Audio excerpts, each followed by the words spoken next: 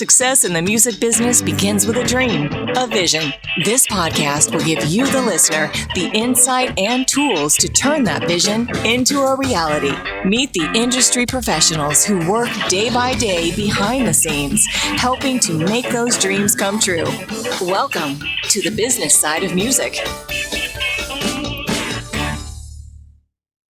In the studio with us today, this guy is a living legend.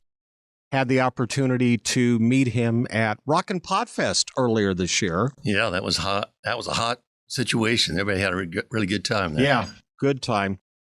And as I got to know him and got to talk to him, I went, this dude, when I said he's a living legend, that's probably an understatement. You're more of a legacy from what you and your band put together.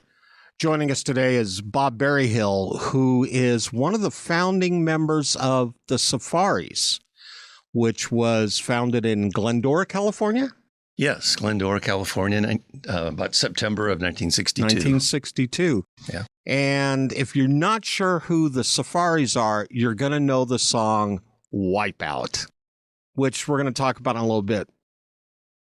But I want to talk about you and the guys getting together and kind of those early days of your career and where you're at now. But you spent some time in Hawaii surfing and really, I guess, learning how to play the ukulele at a young age? Well, yes. My father, and my mom, and my older sister and I took a vacation in Hawaii in 1960 on the fun thing to do, which was to go on a Cook's tour. In those days, that was the big tour company. And so we jumped on a 707 jet, flew out of LAX and landed in Honolulu. And that was just amazing. I mean, when you opened the door, the jetway door, in those days, you had to walk down a ramp, kind of like the president does.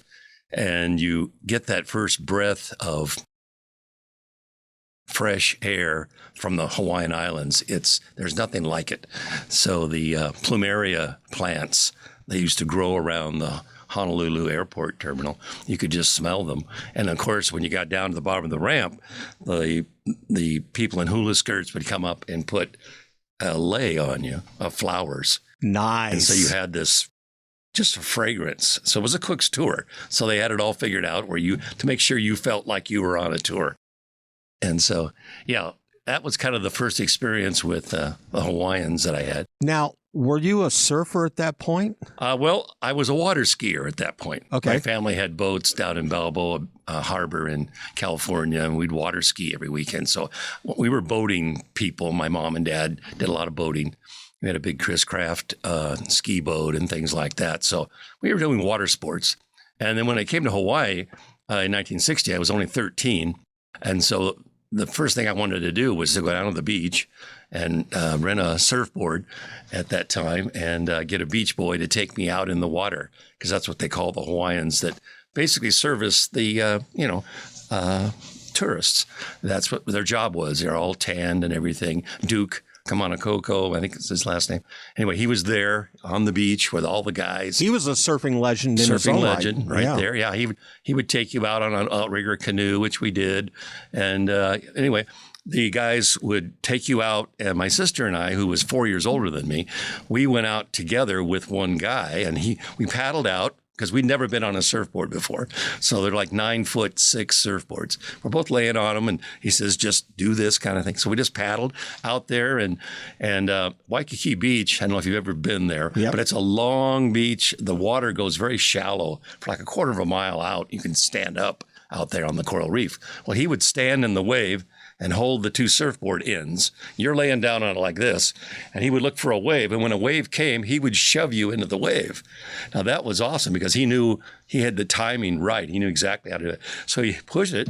And because my sister and I both could water ski, we just stood up on the board and surfed. It was like immediate, because we knew how to turn, and we were really good skiers. So on one single ski, so we really knew how to do it. So that was kind of my first start, and I just fell in love with it instantly. And then we just spent the rest of the day riding waves in, came back out, ride waves in, just did that all day long. And so that was sort of the beginning of it, the love of surfing. So I started surfing when I was 13, and I don't think I quit until That was 1960 to about 2012. Surfed all those years. My back finally gave out. It doesn't want to pop up like it used to. Right. So my wife and I were both surfers in that day. So we were both 13 years old when we started surfing. We weren't dating at that point, but we knew each other and lived in the same town. But we would go down to Doheny Beach and surf and things like that. So surfing was a big part originally of my life.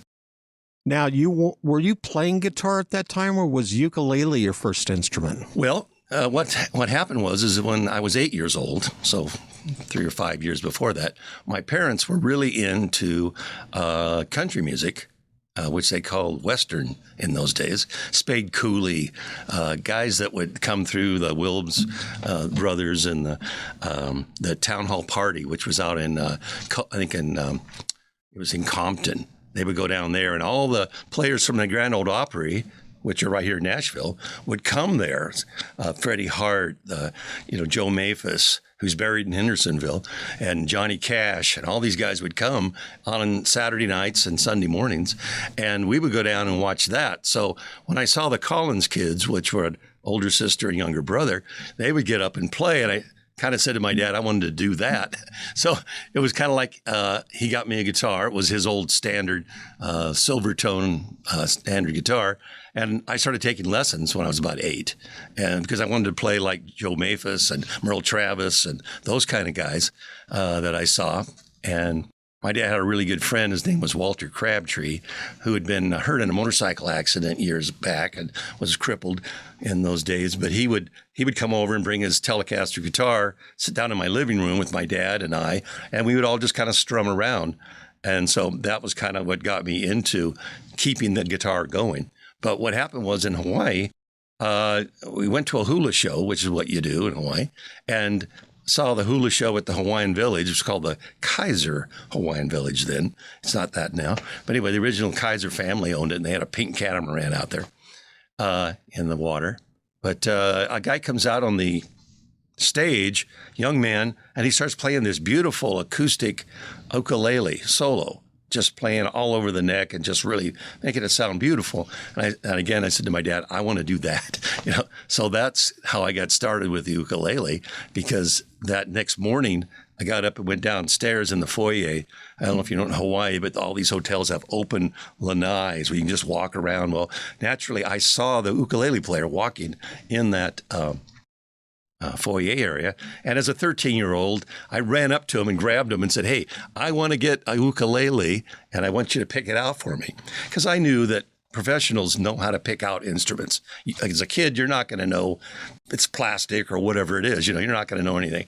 So I had him take me downtown, and we went to the Kamanka ukulele store downtown Honolulu, and my dad went with me, and we went down there, and he went in and picked them off the wall and started playing them, and grabbed one and said, okay, this is a good one. Here's a little book that has a little brown jug in it, and gave me a quick lesson on a few things and said, here, start playing. So that was kind of the beginning of my career as a musician. Wow. Yeah. What a way to get started. It was awesome. I mean, my dad and mom were excellent parents. They provided lots of opportunities for my older sister and I and my younger sisters to do things that most kids didn't get to do in those days. You came back to the mainland, and at that point, were you starting to get together with Jim and Paul and Pat? I mean, was there an idea of putting a band together at that point? Well, what happened was I came back to Glendora. It was the sort of 1960, starting 7th grade, and started playing. What I did is I went to Glendora Music Store, and the Glendora Music Store had a music teacher there, and I went in and asked them if they knew anybody there that could teach me more about ukulele. And they said, no, but we have this guitar teacher. She's really good. Why don't you go back and see if you want to work with her? So I went back, and it was this nice looking lady, happened to be pregnant at the time, but she was nice, and she had a Fender Stratocaster, a blonde Stratocaster sitting in a chair. I said, that looks good. So I sat down there, and she gave me my first lesson in guitar again, because I'd been playing, but I hadn't really done it with the excitement that I was doing it now. And she said, yeah, let's just get it started. So I started rehearsing there, and 2 weeks later, I was doing my first recital. So she was back. She would take me to recitals around town in the local cities, and she would play rhythm guitar, and she'd have me play lead, like Walk, Don't Run, or Torquay, or something, the original, some of the original songs that were instrumentals in those days that were popular. So she had me play those. So I got started there.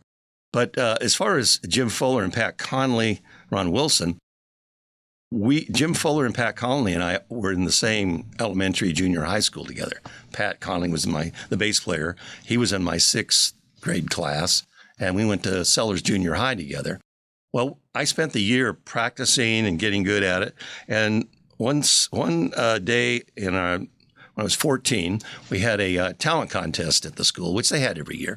And I chose to go up there and play with my music teacher. Well, I did my song. I think I did Walk, Don't Run or something like that. And when I got finished, Jim Fuller and Pat Connolly came up to me, because they were friends of mine, and said, "Hey, Bob, can we borrow your equipment?" They didn't have equipment. And we want to play a song. So I said, okay. So I had my Telecaster guitar at that time.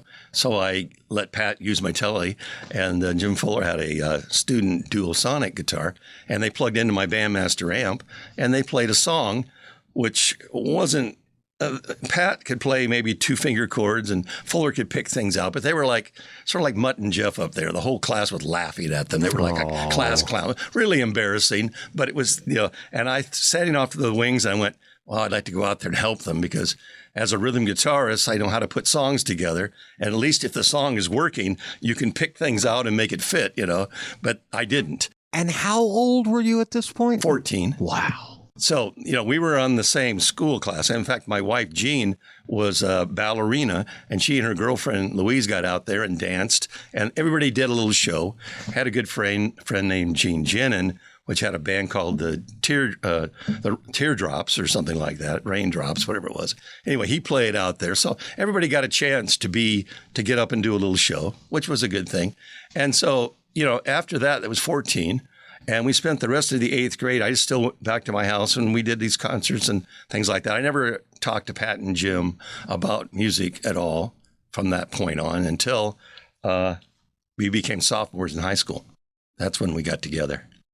We're going to take a break, get a word in for a couple of our sponsors, and when we come back, we're going to have some more conversation with Bob Berryhill. Hi, everyone. I'm Larry Butler, and I want to send you a free digital copy of my new book, The Singer-Songwriter Rulebook, 101 Ways to Help You Improve Your Chances of Success. That's right. Everything you need to know to launch your career as a singer-songwriter, all based on my 40 years in the live performance arena, and believe me, I've seen it all. In my book, you'll find the 10 things you have to deal with before even thinking about becoming a singer-songwriter performer. You'll also learn about the 5 things every singer-songwriter can do this weekend to make their live show better. 5 things I can guarantee that you are not doing already. Plus, there's tips on songwriting and staging, photo and video shoots, publishing, merch, dozens of other topics, all written for people who don't particularly like to read. And again, it's free. Just go to the Business Side of Music website homepage and look for my book cover. Click on it, and a free digital copy of my book will be yours. I'm Larry Butler, and I approve of this message. Thanks. Back in the studio here in Nashville, Tennessee, sitting across the podcast table from me, guitar legend, the legacy of the guy who helped create the song Wipeout and so many other songs, because you guys have a fairly deep discography, and you've been going at it for 60 years. 60 years. I started to count that out before the show. Bob Berryhill is in the studio. When it came down to going into the studio, you weren't going in to record Wipeout initially, were you? That was not a song, not a thought. It wasn't even in your mind, was it? Oh, no. No, we were really prepared. We had one song. No, what happened was that in September of 62, Jim Fuller, Pat Connolly called me up and said, "Hey, Bob, we want to come over and practice again." I said, "Okay." So they came over on a Saturday, and he said, and after we got practice, and Pat goes, "Hey, we got a gig tonight at Pomona Catholic High School." And I said, "Well, it'd be great, but we don't have a drummer." And he said, "Well, we're going to meet the drummer there." And so we met, my mom and dad put all my equipment.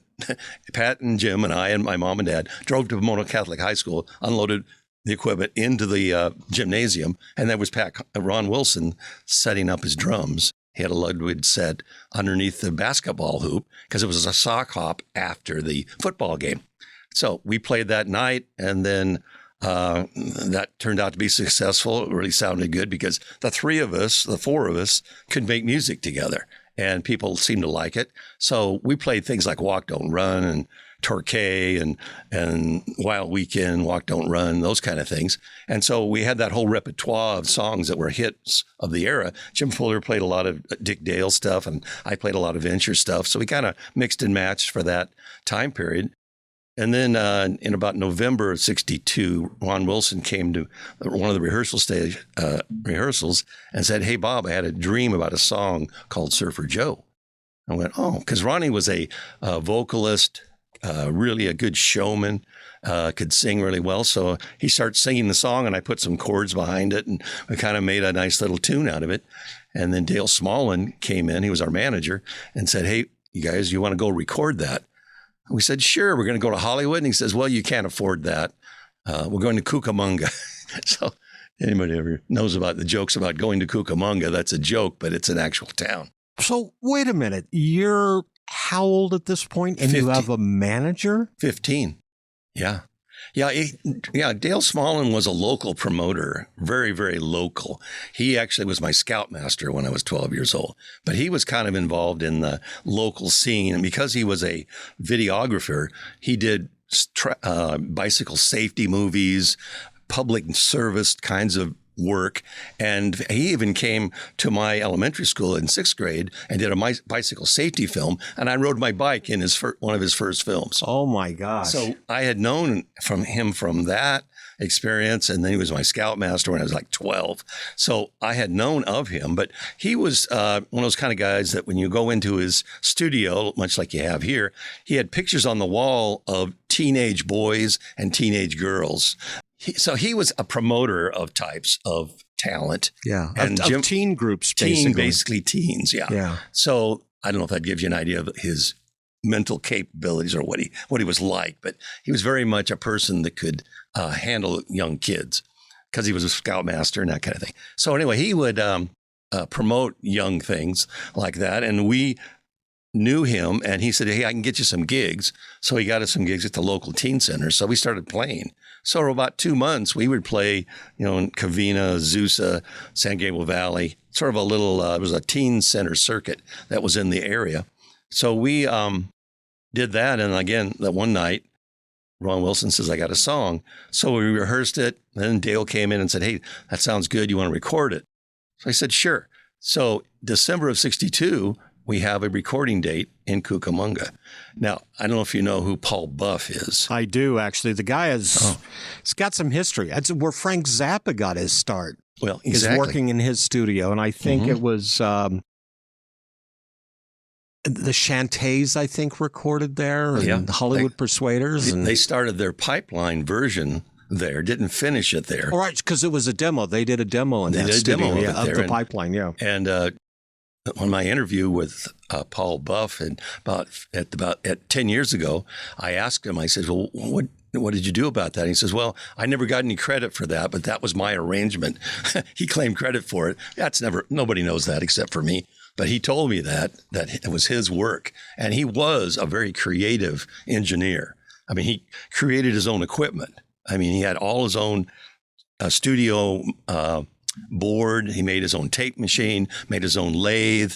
He used the vacuum sweeper from his mom's house to suck the chips away as it cut the master. I mean, the guy was, a phenomenal inventor. And he sold his studio to Frank Zappa in 1964. So it was really early on. And we were there in December of 1962.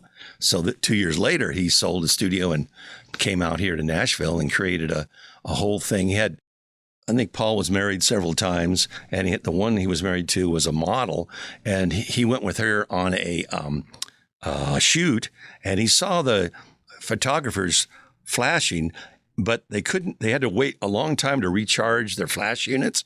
He built a unit that would allow them to flash really quickly. And so he invented something and built a whole company called Paul C. Buff Incorporated, which is out here in I forget where it is.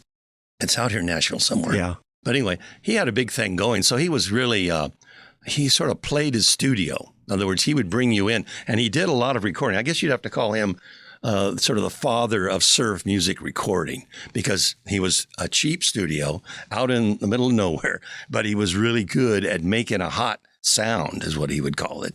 And he would bring you in.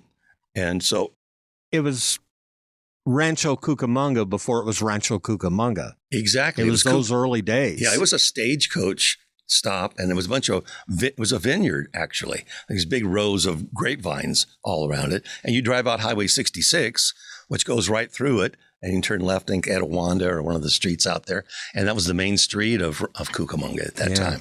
But yeah, it was an area that, you know, nobody wanted to be there. It was just hot and ucky and old. It was a ghost town when we showed up in 1962. So now, had the name the Safaris been created at that point?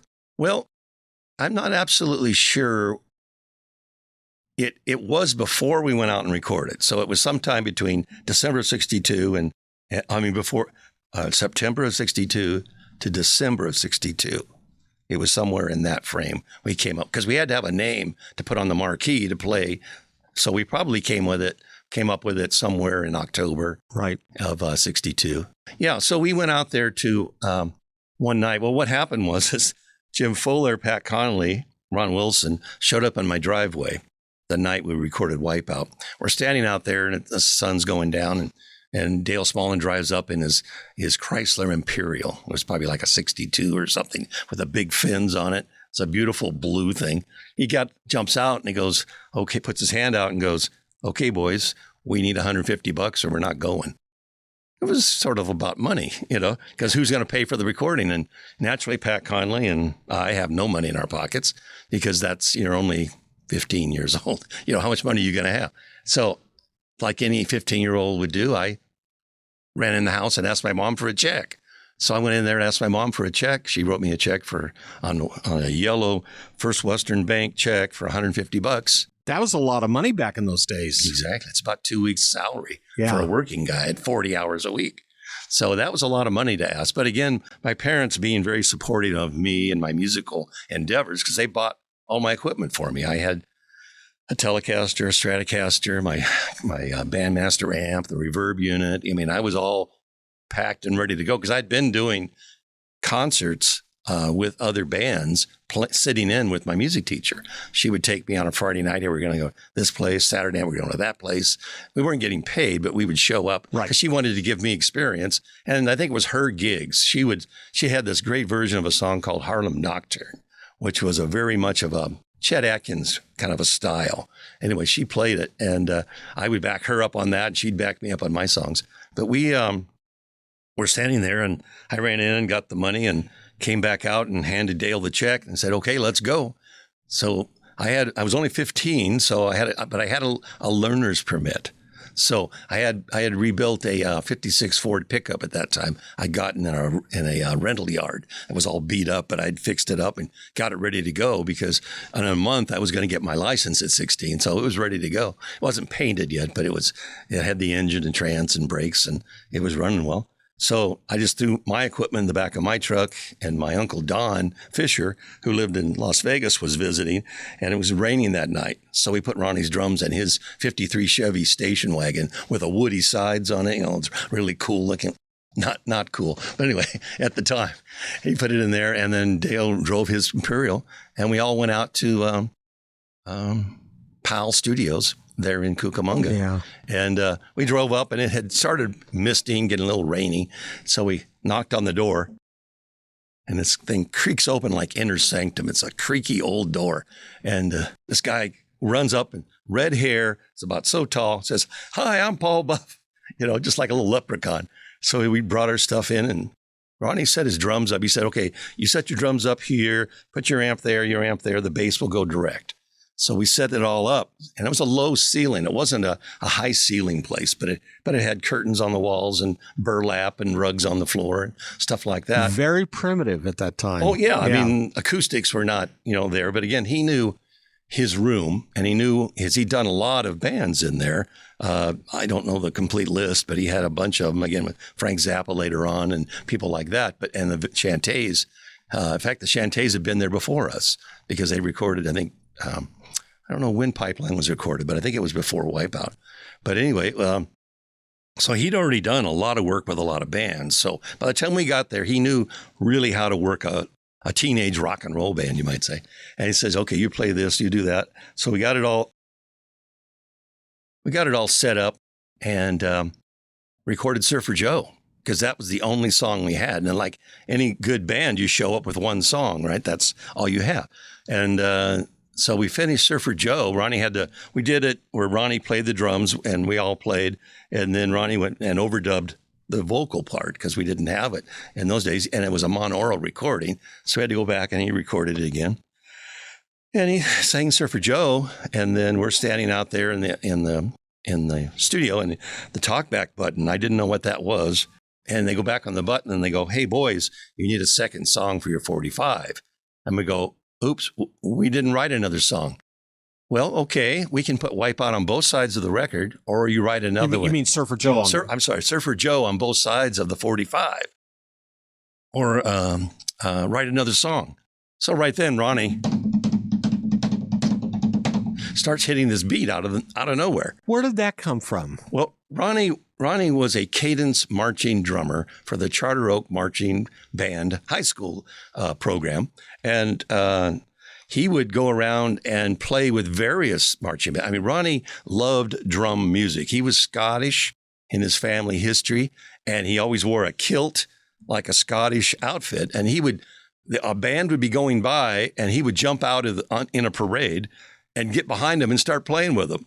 I mean, this guy had no shame. I mean, he played with the Glendora High School marching band, and he was so good, and he added so much to the band because he was so good at doing snare work that he was allowed to do these things.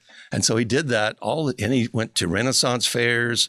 I don't know if you've ever been to one of those, but they're kind of like up in the woods, and they've got these mud huts and these wooden huts, and people stand around doing Renaissance type music with flutes and lutes and little drummers. And he would take a big leather drum that he had made and bang around on it and run around with his kilt on. And I mean, he was totally into that stuff. So anyway, Ronnie started playing this beat, and it sounded really good. And I told the other guys, listen, we better put some chords, a bass line, and a melody, or this will be a drum solo, because Ronnie was capable of just doing it by himself. He didn't even need the band. I mean, he would just play all night. Ronnie, in fact, has a 104-hour drum solo, a Guinness World Record. Say what? Yeah, 104 hours of drum solo. He did it up in, I think it was near Fresno somewhere, that our manager and promoters put him up to it.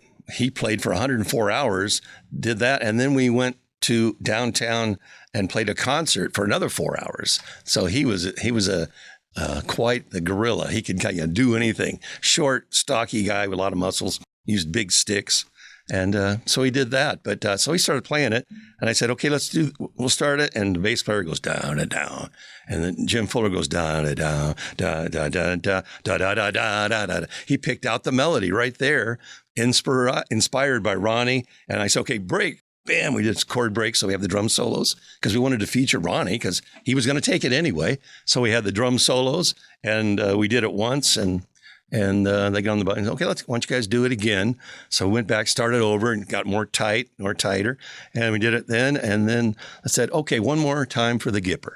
So we did it a third time. And they said, okay, we got it. Wow. And so we put together, it was about, 3 takes, whatever that is, 10 minutes. Yeah. So that whole song that has carried drummers for decades. Oh, inspired.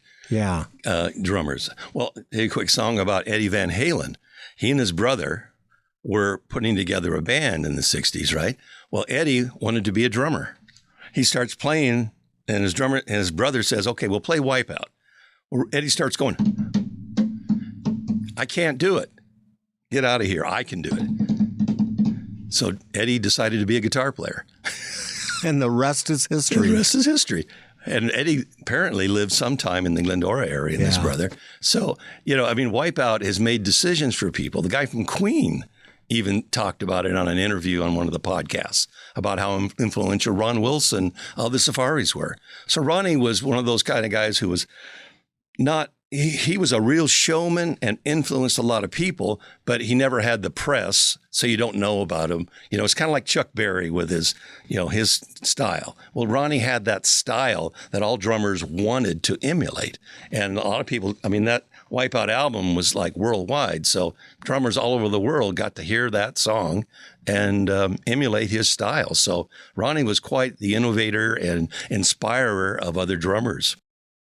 We're going to take another break, get another word in for a couple more of our sponsors. And when we come back, we're going to have some more conversation with Bob Berryhill.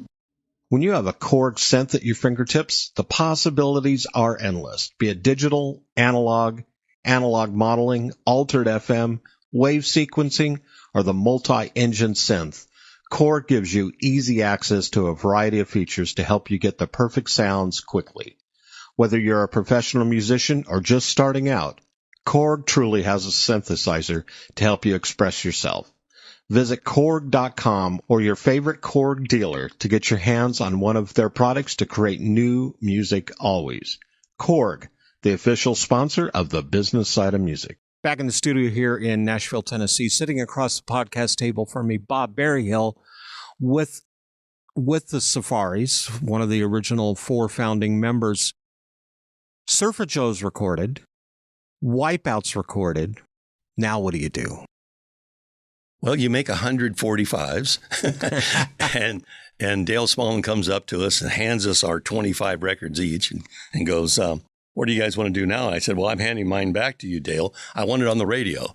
Yeah. I said, Jim Fuller and Pat Connolly wanted theirs to sell their buddies for $1 each so they could get some money to buy equipment. Pat didn't have a bass guitar. Okay. Well, quick story.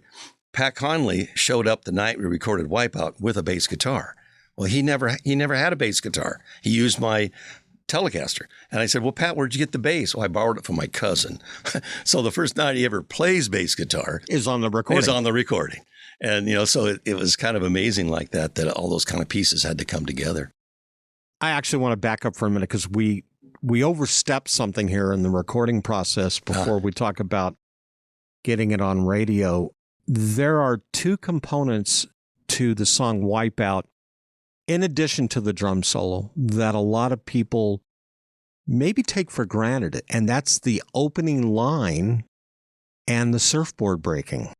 Yeah, well, again, it's kind of like the WIPEOUT has been a domino effect. Everything had to happen the way it was, or it couldn't have happened. So after we finished recording the song, the talkback button, boys, what are you going to call this song? Because he wanted to write it on the notes in the studio. And he said, well, I'm not sure. Let's think about this. Jim Fuller has a switchblade in his pocket. He'd been to Tijuana the weekend before, comes up to the microphone and goes, click, switchblade. Now, that's cool sounding, but to a sound engineer, that click is anemic. So he said, we need something bigger. So my dad, hanging around doing nothing, ran out to the back alley, brings in a cement-soaked piece of plywood. Pat Connolly takes it. They turn the tape player on. He cracks this board over the microphone and makes a big crack, right? And we go, well, gosh, that sounds like a busted surfboard. And we go, well, there's already a song called Busting Surfboard, so we can use that. So he said, well, how do you bust a surfboard? Well, you wipe out. Dale Smallman comes out of the control room, goes up to the mic and goes, ha, ha, ha, ha, ha, ha, wipe out. Didn't ask him to do it. Don't know how it came from. He just did it. And so they put the crack, the laugh, and the song together. 2 weeks, we had a 45. So now the 45's out there. You've handed yours over to your manager because you want to get on radio. Dot Records wasn't involved at this point, though, was it? Oh, no. We, what happened is that with Paul Buff and Dale Smallman, Paul Buff had a studio, and there was a record distributors would come by his studio and say, do you have any new records? And this guy came by, and named George Hoka, who was a sales rep for a record distributor down in Los Angeles. And he said, hey, let me take this down there and see what they think of it. Now, we'd already shopped the thing to Capitol. They didn't want it. Chopped it to Art LeBeau, who said he didn't want it. And so we were kind of going, well, where are we going? But this is what happened behind the scenes. Hoka takes it down to the distributing company, and sitting at the desk is Richard Delvey. Now, Richard Delvey was the drummer for the Challengers, who was playing all around Los Angeles and doing a lot of things like that. And so he puts it on his desk, puts it on his record machine, plays Surfer Joe, and says, well, that's a good song. He flips it over and plays Wipeout, and he goes, hey, that's a great song. That's a hit song. And so he calls his friend, John Mariscalco, and John Mariscalco owns Princess Records. And John and Delvey plays it for John. John says, yeah, that's a hit.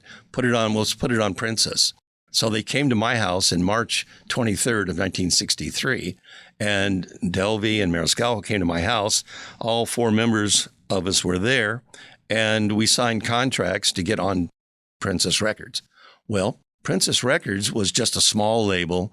You know, I think John Mariscalco was involved with Good Golly Miss Molly and a few songs like that were hits in the 50s.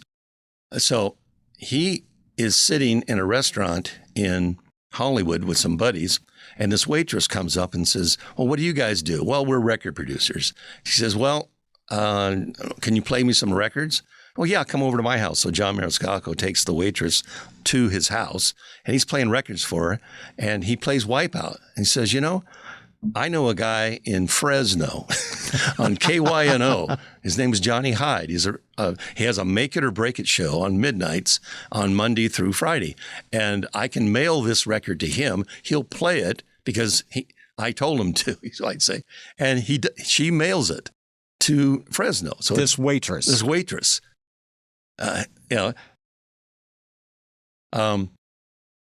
She mails it to Johnny. Johnny plays it on a Monday, Tuesday, and by Thursday, it's the most requested song. So it was starting to get some action in Fresno. I mean, Fresno is just a little cow town north of L.A., about 100 miles. And so by Thursday, it's the number 1 record. Well, Dot Records comes in here. The promoter for Dot Records calls Johnny Hyde. He said, Johnny, do you have any new songs? He says, yeah, I got this one, Wipeout. Okay, well, send it to us. Back in the mail, this DFS 45 goes all the way back to Los Angeles, gets on Randy Wood's desk, which is born and raised here in Gallatin, which I didn't know at this time. But anyway, he plays it and goes, that's a hit record. Let's sign those guys to Dot Records. And so this is like March, April. And so by June of 63, it's number 1 in Los Angeles. And by September, it's number 1 around the world. And it's number 2 on the Billboard charts. So we went from being nobody in December to the next December, we're playing in Hawaii, a band, so we were pretty fast. And you were all still basically teenagers. We were 16 when we went in 1963. Because we just got our driver's licenses. So what do you do with your money? You go out and buy a new car, of course. Right. So, but the idea was that, it was a rocket launch, and usually guys, when you start out in music, when you're 13, 14, 15, you don't get a hit record at 15. You don't get one till you're 24, 25. I mean, there are guys right here in Nashville, they're in their 30s trying to get their first hit record. So it doesn't happen, but this happened, The Safaris lasted how much longer after that? Well, we lasted basically until Vietnam War. Remember, our song came out in 63. November of 63, you have the John F. Kennedy assassination. Well, that started changing music right there. And then in January of 64, we went to Australia with the Beach Boys, Roy Orbison, and Paul and Paula, and we did a month tour in Australia with these people, and we're touring around. Here we are, 16, 17 years old. We're down here in Australia just having a great time, right? I mean, what do you do? So we get back. The weekend we get back is the Ed Sullivan Show. with a little group on there that sort of changed music. If you remember them. Right. The Beatles showed up and played. We got back from that Hawaii, from our tour of Australia. They came on, and it was like night and day. You know, it's kind of like you had surf music, the Kennedy assassination, which really started bringing the folk music a little bit more because people suddenly wanted to listen to some words and sit down and watch somebody play acoustic guitar. Anyway, and then we saw that and we went, wow, music has died. Surf music was basically, we went on, that was 62, 63, 64. And we continued to play a lot in 64. And then what really put the last nail in it was the Byrds in the summer of 65 with the Rickenbacker 12-string. Because remember, everybody was playing Fender guitars because that was the choice of rock and rollers, Buddy Holly and everybody, you know, played Fender guitars, and that was what you had. But when the Beatles came in, they started playing Gretsch and Gibson and more artsy kinds of guitars, you know, and the work was much more refined. So we kept playing and kept playing. And then one time we did a concert at the Governor's Hall in California, up in Sacramento, and we were late for the concert. And they destroyed the building because we didn't show up. So we ended up having to pay for all the bathrooms. They blew up with cherry bombs. But anyway, the next weekend we came back and did another concert. But the opening band was a group of guys that were probably one of the first tribute bands. They came out, they put a big record player on the stage, put a mic next to it, and played the Beatle album. They put Beatle wigs on and went out there and jumped around with guitars, lip syncing to Beatle music. And because the PA was there, it amplified it. The crowd went nuts. And we're looking at that going, you guys are applauding a bunch of fakes that are just jumping around. And that became the DJ today, right? Guys are playing all these songs off a little record. I still don't get that. Yeah. People stand there and look at that like, wow, what can he do? That's not music. That's some guy playing a record. You know, I could do that in my bedroom, you know. But anyway, so we saw the handwriting on the wall, but Vietnam War was starting draft.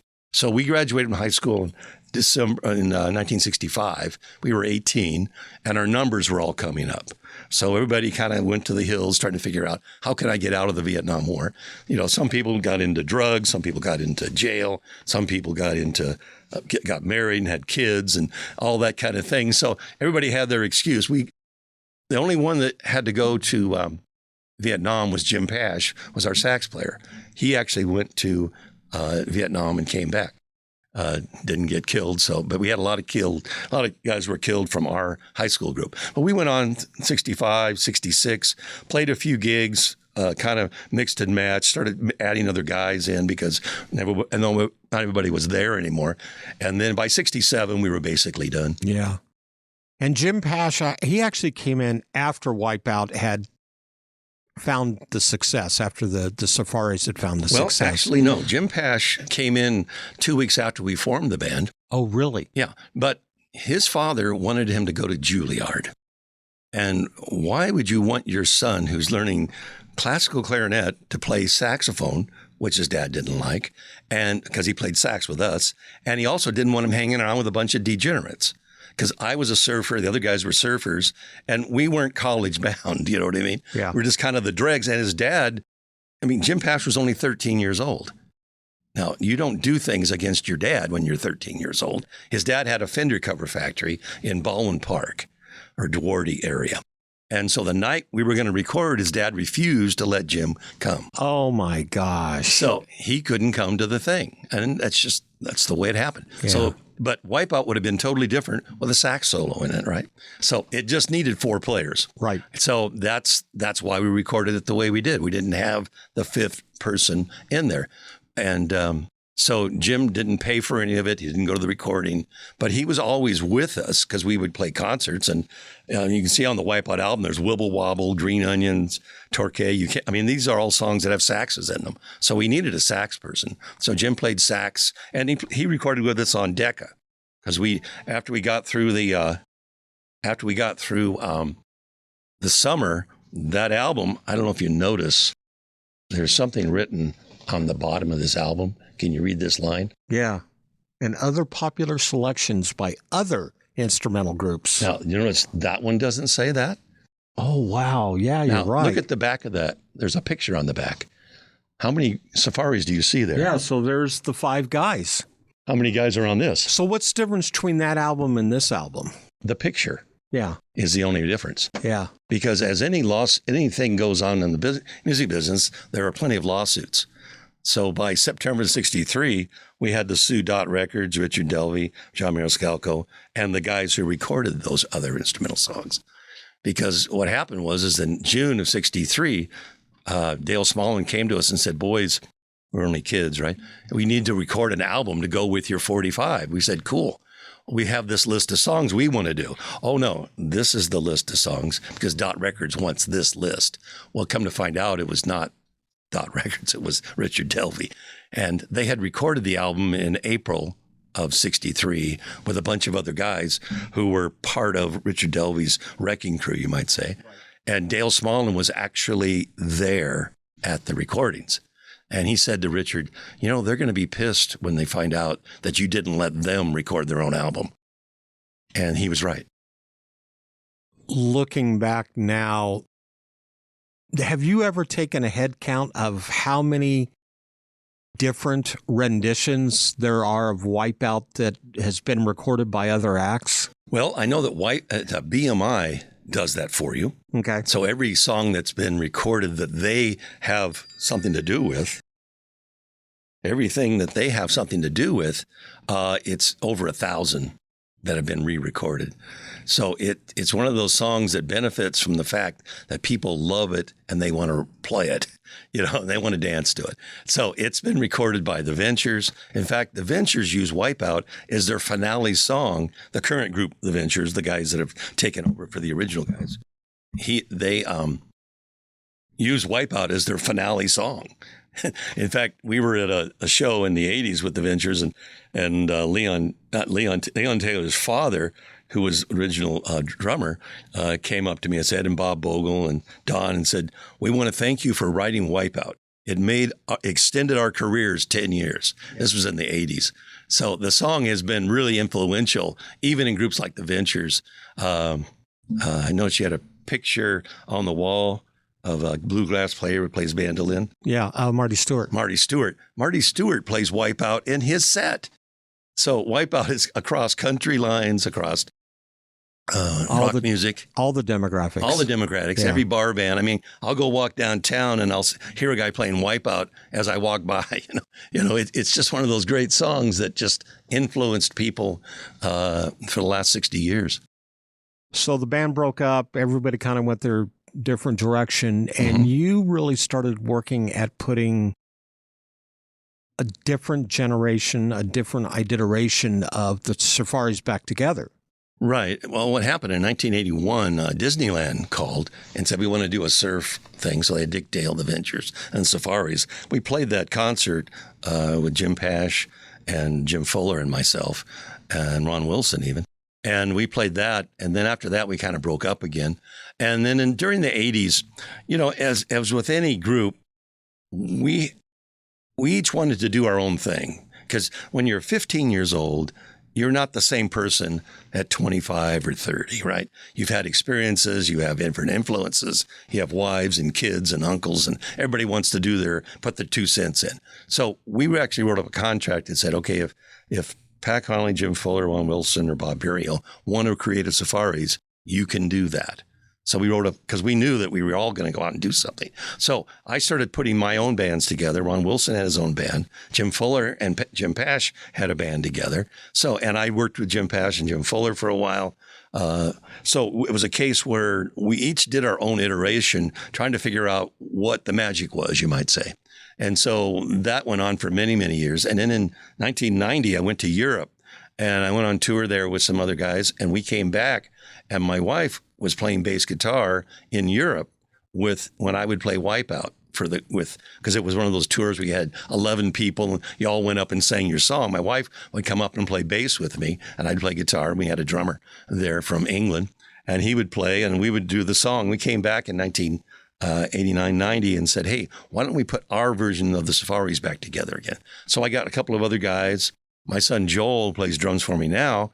He is also a singer, so he would do sound. He was only like 14 or 15, so he didn't really part of the band, but he could come up and sing Surfer Joe for me, and he'd go back to the board and run the sound. So he became a sound guy for us and lights. And then in 2000, here we are many generations after. I basically, my son Devin, who's a guitar player, wanted to play with the band. So he'd been playing off and on for years as well with us.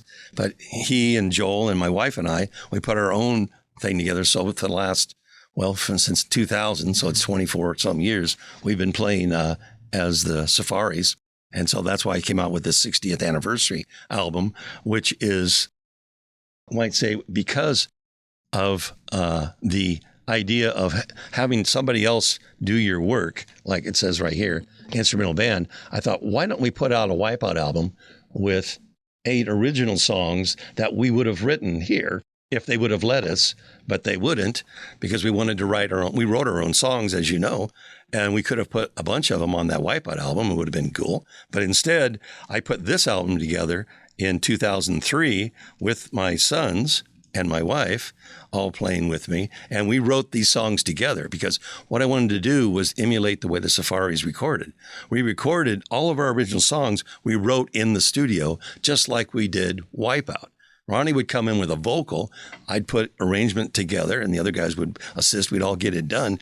In the studio, we'd write it, or we'll put a melody to it, put chords to it, drums, everything, get that done. We'd go on to the next song. So songs like Point Panic did the same way. We would come in and Ronnie would start hitting the drums and we'd put in a guitar part. And we wrote all our songs together. So that's how we wrote the 4 of these. We all sit around in a circle, wrote the songs that go with it. So we have the Safaris-esque idea together with what makes this work.